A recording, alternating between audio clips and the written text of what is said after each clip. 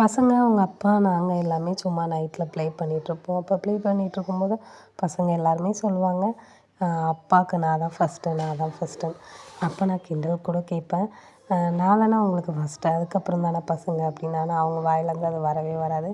இல்லை, பசங்க தான் ஃபஸ்ட்டு அப்படிங்கிற மாதிரி சொல்லுவாங்க.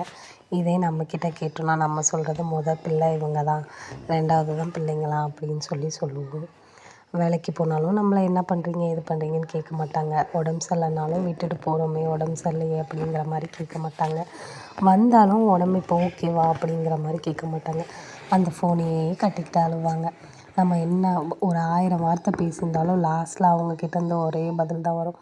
என்னப்பா, சொல்லு, ஏதாவது சொன்னியா அப்படிங்கிற மாதிரி சொல்லுவாங்க. ஸோ இப்படியே தான் ரீசெண்ட் டேஸில் நாட்களும் ஓடிட்டுருக்கு.